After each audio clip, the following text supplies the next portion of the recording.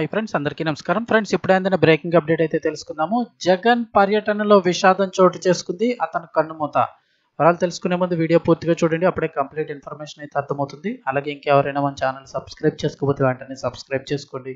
ప్రభుత్వం నుంచి వచ్చే ముఖ్యమైన అప్డేట్స్ అన్ని కూడా మిస్ కాకుండా మీకు ముందుగానే తెలియచేయడం జరుగుతుంది. అలాగే వీడియోను లైక్ చేశారంటే మరింత మందికి సమాచారం చేరుతుంది. ఇంకా వివరాల్లోకి అయితే వెళ్ళిపోదాము. వైసీపీ అధినేత మాజీ సీఎం వైఎస్ జగన్ గుంటూరు జిల్లా పర్యటనలో అపశృతి చోటు చేసుకుంది.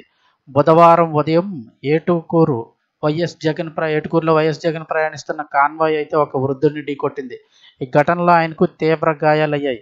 క్షతగాత్రుడిని వెంటనే ఆసుపత్రికి తరలించారు. అయితే ఆసుపత్రిలో చికిత్స పొందుతూ ఆయన మృతి చెందారు.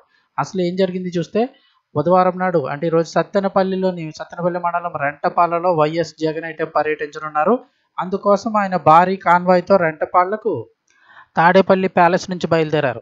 ఆ క్రమంలో జాతీయ రహదారిపై ఏటుకూరు బైపాస్ వద్ద నడుచుకుంటూ వెళ్తున్న ఒక వృద్ధుడిని ఆయన ప్రయాణిస్తున్న కాన్వాయ్ ఢీకొట్టింది. ఈ ఘటనలో ఆయన తీవ్రంగా గాయపడ్డారు. వెంటనే స్థానికులు అయితే స్పందించి 108కి సమాచారం అందించారు. దీంతో వారు ఆయన్ని ఆసుపత్రికి తరలించారు. అయితే ఆసుపత్రిలో చికిత్స పొందుతూ అతడు మరణించాడు.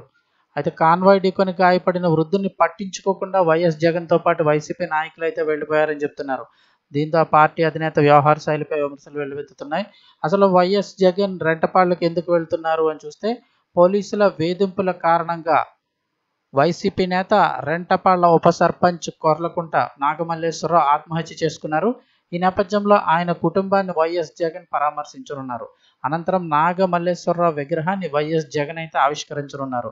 ఈ పర్యటన కోసం అయితే కనుక గుంటూరు జిల్లా వెళ్తూ ఉండగా మార్గ మధ్యంలో జగన్ కాన్వాయ్ వృద్ధుని ఢీకొట్టిందంటున్నారు. ఈ ఘటనలో అయితే ఆయన మృతి చెందారు.